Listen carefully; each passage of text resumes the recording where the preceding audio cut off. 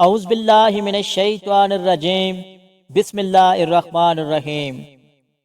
محترم ناظرین، السلام علیکم ورحمۃ اللہ۔ آج ہمارا موضوع ہے مسجد اقصی کی تاریخ۔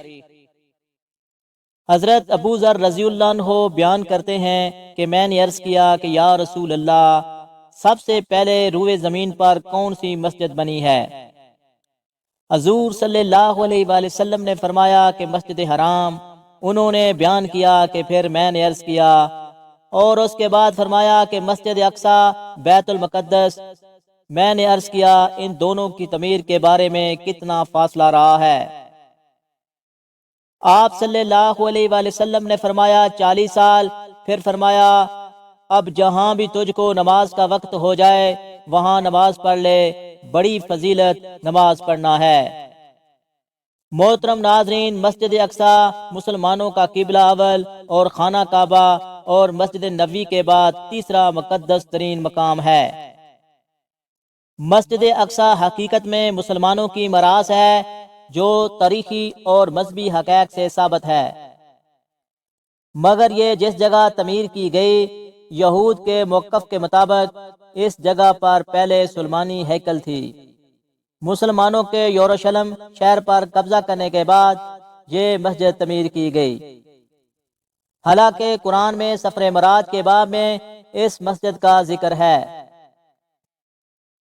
گویا یہ مسجد حضور صلی اللہ علیہ وآلہ وسلم کی بعثت سے پہلے موجود تھی۔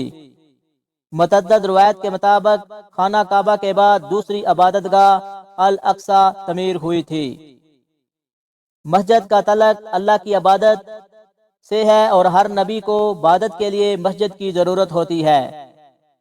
یہاں تک درست ہے کہ موجودہ دور میں اس مسجد کی معروف نسبت حضرت سلیمان علیہ السلام کے ساتھ ہے، حتیٰ کہ ایک روایت کے مطابق اس مسجد کو حضرت سلیمان علیہ السلام نے جناز سے تعمیر کرایا، لیکن اسے کلیتہ ہیکل سلیمانی قرار دینا تاریخی اعتبار سے غلط ہے۔ ہیکل کا لفظ رہائش گاہ، محل یا دربار کے لیے استعمال ہوتا ہے۔ گمان غالب ہے کہ نبی اللہ سلیمان علیہ السلام نے اپنی رہائش کا حجرہ بھی مسجد ہی میں بنا رکھا ہو اور اپنے متبین کا اجتماع بھی مسجد ہی میں کرتے ہوں۔ اس لحاظ سے اس مسجد کو ہیکل سلیمانی یعنی سلیمان علیہ السلام کا محل یا دربار کے نام سے منسوب کر دیا گیا ہو، حالانکہ یہ مسجد فی الواقع زمین پر دوسری تعمیر ہونے والی مسجد ہے۔ محترم ناظرین، مقامی مسلمان اسے المسجد الاقصی یا حرم قدسی شریف، عربی میں الحرم القدسی الشریف کہتے ہیں۔ یہ مشرق یروشلم میں واقع ہے جس میں اسرائیل کا قبضہ ہے۔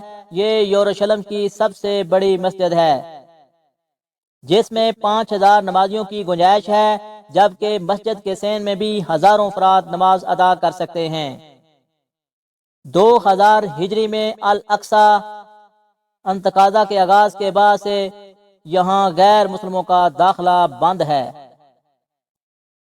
محترم ناظرین، جب حضرت عمر فاروق رضی اللہ عنہ کے دور میں مسلمانوں نے بیت المقدس فتح کیا اور حضرت عمر نے شہر سے روانگی کے وقت صحرا اور براق باندھنے کی جگہ کے قریب مسجد تعمیر کرانے کا حکم دیا جہاں انہوں نے اپنے ہمراہیوں سمیت نماز ادا کی تھی، مسجد اقصی سے بالکل قریب ہونے کی وجہ سے یہ مسجد بعد میں مسجد اقصی کہلائی، کیونکہ قرآن مجید کی سورت بنی اسرائیل کے آغاز میں اس مقام کو مسجد اقصی کہا گیا ہے۔ اس دور میں بہت سے صحابہ نے تبلیغ اسلام اور شہادت دین کی خاطر بیت المقدس میں اقامت اختیار کی۔ مسجد اقصی کا بانی حضرت یعقوب علیہ السلام کو مانا جاتا ہے اور اس کی تجدید حضرت سلیمان علیہ السلام نے کی۔ بعد میں خلیفہ عبد الملک بن مروان نے مسجد اقصی کی تعمیر شروع کرائی اور خلیفہ ولید بن عبد الملک نے اس کی تعمیر مکمل کی، اور اس کی زینوں قریش کی عباسی اور ابو جعفر منصور نے بھی کی اور اس مسجد کی مرمت کرائی۔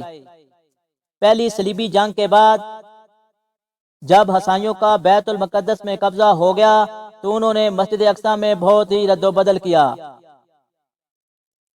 انہوں نے مسجد میں رہنے کے لیے کئی کمرے بنا لیے اور اس کا نام محبت سلمان رکھا۔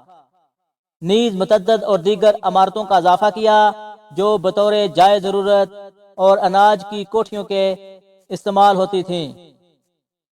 انہوں نے مسجد کے اندر اور مسجد کے ساتھ ساتھ گرجا بھی بنا لیا۔ سلطان صلاح الدین ایوبی نے 1187 ہجری میں فتح بیت المقدس کے بعد مسجد اقصی کو عیسائیوں کے تمام نشانات سے پاک کیا اور مراب اور مسجد کو دوبارہ تعمیر کیا۔